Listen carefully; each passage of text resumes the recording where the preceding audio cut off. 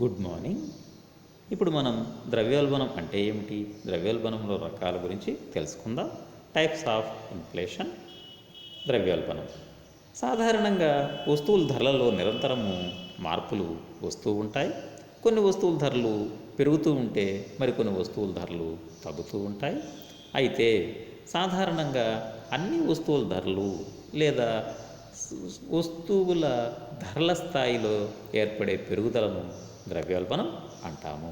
సాధారణ ధరల స్థాయిలో పెరుగుతూ ద్రవ్యం యొక్క కొనుగోలు శక్తి తగ్గడాన్ని ద్రవ్యోల్బణం అంటారు. సాధారణంగా a state in which the value of money is falling, that is prices are rising. అంటే ధరల స్థాయి పెరిగింది అంటే ద్రవ్యం యొక్క కొనుగోలు శక్తి తగ్గింది అని అర్థమవుతుంది. అందువలన ద్రవ్యోల్బణంలో ధరల స్థాయి పెరుగుతూ ఉంటుంది. దీన్నే మనం ద్రవ్యోల్బణం అని పిలుస్తాం. అభివృద్ధి చెందిన దేశాలు, అభివృద్ధి చెందుతున్న దేశాలు అన్నీ ప్రపంచవ్యాప్తంగా ద్రవ్యోల్బణ సమస్యను ఎదుర్కొంటూ ఉన్నాయి. ఇక ద్రవ్యోల్బణం నిర్వచనాలను పరిశీలిద్దాం. ద్రవ్యం యొక్క విలువ తగ్గి ధరలు పెరగడాన్నే ద్రవ్యోల్బణం అంటారు అని క్రౌథర్ నిర్వచించడం జరిగింది. ఇక అధికంగా కరెన్సీ నోట్లను జారీ చేయడమే ద్రవ్యోల్బణం. Issue of too much currency is inflation అని హ్యాట్రే నిర్వచించడం జరిగింది. ఇక తక్కువ వస్తురాశిని ఎక్కువ ద్రవ్యరాశి తరమడమే ద్రవ్యోల్బణం. Too much money is chasing two few goods. Too much money chasing two few goods అని డాల్టన్ నిర్వచించడం జరిగింది. అంటే తక్కువ వస్తురాశి ఎక్కువ ద్రవ్యరాశి ఉండడమే ఆర్థిక వ్యవస్థలో ద్రవ్యోల్బణం అని డాల్టన్ యొక్క భావన. ఇక మరి ద్రవ్యోల్బణాన్ని ఎలా లెక్కిస్తారు? ద్రవ్యోల్బణాన్ని లెక్కించడానికి ధరల సూచి ఆధారంగా ద్రవ్యోల్బణాన్ని లెక్కించడం జరుగుతుంది. ద్రవ్యోల్బణాన్ని లెక్కించడానికి ఈ సూత్రాన్ని ఉపయోగిస్తారు. ప్రస్తుత ధరల సూచిక మైనస్ గత ధరల సూచిక బై ప్రస్తుత ధరల సూచిక ఇంటూ 100 అనేటటువంటి సూత్రం ఆధారంగా ద్రవ్యోల్బణ రేటును లెక్కించడం జరుగుతుంది. ఉదాహరణకు ప్రస్తుత ధరల సూచిక 115.5, గత ధరల సూచిక 110 అయినట్లయితే ద్రవ్యోల్బణ రేటు ఎంత ఉంటుందో చూద్దాం. ఇక్కడ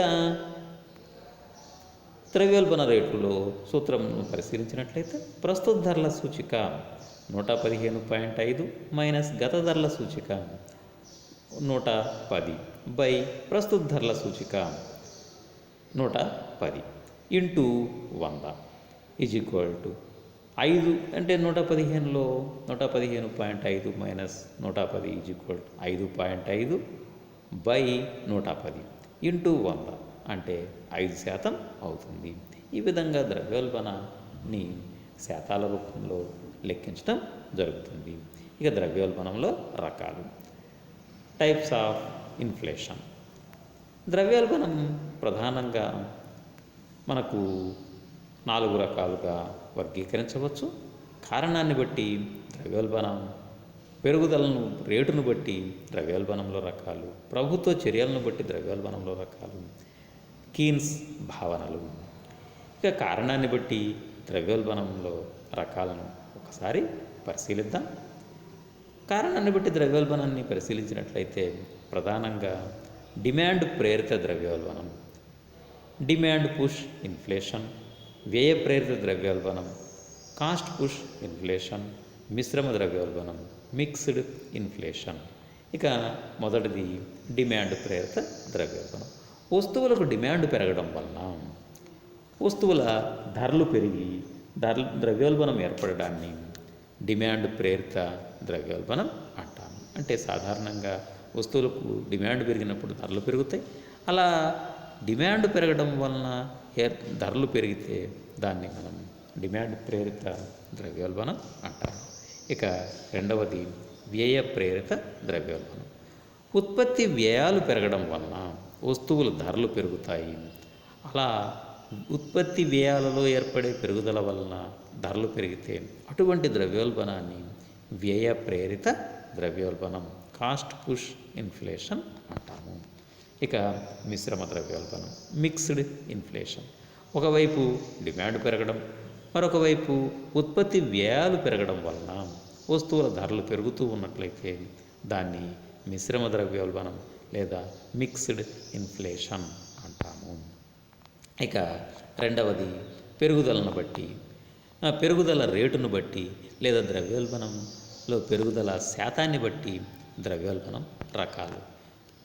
ప్రధానంగా ఈ రకాలను చూసినట్లయితే మనకు పాకుతున్న ద్రవ్యోల్బణం క్రీపింగ్ ఇన్ఫ్లేషన్, నడుస్తున్న ద్రవ్యోల్బణం వాకింగ్ ఇన్ఫ్లేషన్, పరిగెత్తుతున్న ద్రవ్యోల్బణం రన్నింగ్ ఇన్ఫ్లేషన్, దూకుతున్న ద్రవ్యోల్బణం లేదా అతి ద్రవ్యోల్బణం హైపర్ ఇన్ఫ్లేషన్ అని మనకు 4 రకాలు ఉంటాయి. వీటిని ఒక్కొక్క దాన్ని పరిశీలించినట్లయితే పాకుతున్న ద్రవ్యోల్బణం.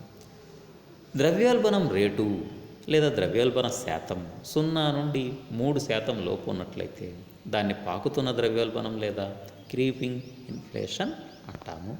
ఇక నడుస్తున్న ద్రవ్యోల్బణం వాకింగ్ ఇన్ఫ్లేషన్.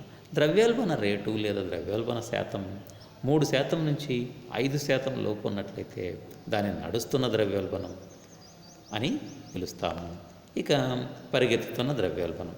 ద్రవ్యోల్బణ రేటు 5% నుండి 10% మధ్యలో ఉంటే 10% లోపు ఉన్నట్లయితే దాన్ని పరిగెత్తుతున్న ద్రవ్యోల్బణం లేదా రన్నింగ్ ఇన్ఫ్లేషన్ అంటాము. ఇక అతి ద్రవ్యోల్బణం లేదా దూకుతున్న ద్రవ్యోల్బణం. ద్రవ్యోల్బణ రేటు 10% కంటే ఎక్కువగా ఉంటే దాన్ని దూకుతున్న ద్రవ్యోల్బణం లేదా అతి ద్రవ్యోల్బణం హైపర్ ఇన్ఫ్లేషన్ లేదా జంపింగ్ ఇన్ఫ్లేషన్ అని పిలుస్తాము. ఇవి ద్రవ్యోల్బణంలో పెరుగుదల రేటును బట్టి ద్రవ్యోల్బణంలో రకాలు. ఇక ప్రభుత్వ చర్యలను బట్టి ద్రవ్యోల్బణం రకాలను పరిశీలించినట్లయితే ప్రధానంగా ప్రభుత్వ చర్యలను బట్టి ద్రవ్యోల్బణం రకాలు 2 రకాలు. ఒకటి బహిరంగ ద్రవ్యోల్బణం ఓపెన్ ఇన్ఫ్లేషన్, అణచిపెట్టబడిన ద్రవ్యోల్బణం సప్రెస్డ్ ఇన్ఫ్లేషన్. బహిరంగ ద్రవ్యోల్బణం ప్రభుత్వం ఎటువంటి చర్యలు తీసుకోకుండా స్వేచ్ఛా మార్కెట్ వ్యవస్థలో లేదా స్వేచ్ఛా ఆర్థిక వ్యవస్థలో ఏర్పడే ద్రవ్యోల్బణ పెరుగుదల అంటే ధరల పెరుగుదలను మనం బహిరంగ ద్రవ్యోల్బణం అంటాము. అంటే ప్రభుత్వం ఎటువంటి నియంత్రణ పాటించకుండా స్వేచ్ఛగా ధరలలో పెరుగుదలకు అవకాశం లేదా ధరలలో మార్పులకు అవకాశం ఉన్నట్లయితే అటువంటి స్థితిలో ధరలు పెరుగుతూ ఉంటే దాన్ని బహిరంగ ద్రవ్యోల్బణం ఓపెన్ ఇన్ఫ్లేషన్ అంటాము. అణచిపెట్టబడిన ద్రవ్యోల్బణం ప్రభుత్వ చర్యల వలన ధరల పెరుగుదల నియంత్రణలో ఉండి ధరల పెరుగుదల అదుపులో ఉన్నట్లయితే దాన్ని అణచిపెట్టబడిన ద్రవ్యోల్బణం సప్రెస్డ్ ఇన్ఫ్లేషన్ అంటాము. ప్రభుత్వం నియంత్రణను తొలగించి వెంటనే ద్రవ్యోల్బణం పెరుగుతూ ఉంటుంది. ఇట్లాంటి స్థితిలో ఇది అణచిపెట్టబడిన ద్రవ్యోల్బణం. అంటే ఇక్కడ ద్రవ్యోల్బణం తక్కువగా ఉన్నప్పటికీ ప్రభుత్వ చర్యల వల్లనే తక్కువగా ఉంటుంది. లేని పక్షంలో ప్రభుత్వం స్వేచ్ఛగా స్వేచ్ఛా మార్కెట్ శక్తులకు వదిలివేసినట్లయితే ఇక్కడ ద్రవ్యోల్బణం విజృంభించే పరిస్థితి ఉంటుంది. ఇటువంటి పరిస్థితిని అణచిపెట్టబడిన ద్రవ్యోల్బణం అంటాము. ఇక కీన్స్ భావనలు. ద్రవ్యోల్బణంలో ప్రధానంగా కీన్స్ భావనలు ఒక 2 ఉన్నాయి. వాటిని గురించి ఒకసారి చూద్దాం. అవి ద్రవ్యోల్బణ విరామం ఇన్ఫ్లేషనరీ గ్యాప్, ప్రతి ద్రవ్యోల్బణ విరామం యాంటీ ఇన్ఫ్లేషనరీ గ్యాప్. వీటి గురించి కొంత వివరంగా చూద్దాం. ద్రవ్యోల్బణ విరామం ప్రతి ద్రవ్యోల్బణ విరామాలను జేఎం కీన్స్ ప్రతిపాదించడం జరిగింది. ప్రధానంగా సమిష్టి సప్లై ధర, సమిష్టి డిమాండ్ ధరల ఆధారంగా వీటిని చెప్పడం జరిగింది. మనకు సమిష్టి సప్లై ధర, సమిష్టి డిమాండ్ ధర సమానమైనప్పుడు ఆర్థిక వ్యవస్థలో సార్థక డిమాండ్ ఏర్పడుతుంది. ఈ స్థితిలో ఇంకా నిరుద్యోగిత ఉన్నట్లయితే పెట్టుబడిని పెంచాల్సి ఉంటుంది. పెట్టుబడిని పెంచడం వలన సార్థక డిమాండ్ పెరుగుతుంది. ఇక్కడ ఏఎస్పి రేఖ సమిష్టి సప్లై ధర రేఖ, ఏడిపి రేఖ సమిష్టి డిమాండ్ ధర రేఖ. ఇవి 2 ఈ బిందువు వద్ద ఖండించుకున్నాయి. ఈ స్థితిలో ఉద్యోగిత ఓఎంగా ఉంది. ఇక్కడ సమిష్టి డిమాండ్ సమిష్టి సప్లైలు ఓఎన్గా ఉన్నాయి. ఈ స్థితిలో పెట్టుబడి పెరిగినట్లయితే అప్పుడు సమిష్టి డిమాండ్ పెరుగుతుంది. ఇక్కడ ADP1 ఈజ్ ఈక్వల్ C+I+G ప్రభుత్వ చర్యల వలన కానీ లేదా స్వయం ప్రేరిత పెట్టుబడి కానీ పెరగటం వలన సమిష్టి డిమాండ్ పెరిగితే ఇక్కడ సమతౌల్య బిందువు ఈ నుంచి E1కు పెరుగుతుంది. అంటే ఇక్కడ సమిష్టి డిమాండ్ అంటే సమిష్టి సప్లై ONగానే ఉండి సమిష్టి డిమాండ్ ON1కు పెరిగినట్లయితే ఉద్యోగిత OM నుండి OM1కు పెరుగుతుంది. అయితే ఇక్కడ సమిష్టి సప్లై కంటే సమిష్టి డిమాండ్ ఎక్కువగా ఉండటం వలన ధరలు అంటే భవిష్యత్తులో ధరలు A నుండి B పరిమాణంలో పెరుగుతాయి. ఎందుకంటే సమిష్టి సప్లై కంటే సమిష్టి డిమాండ్ ఎక్కువ కావడం వల్ల ధరలు పెరుగుతాయి. ఇలా సమిష్టి సప్లై కంటే సమిష్టి డిమాండ్ పెరగడం వలన ధరలలో ఏర్పడే పెరుగుదలనే ద్రవ్యోల్బణ విరామం అంటాము అని కీన్స్ పేర్కొనడం జరిగింది. ఇక ప్రతి ద్రవ్యోల్బణ విరామం యాంటీ ఇన్ఫ్లేషనరీ గ్యాప్.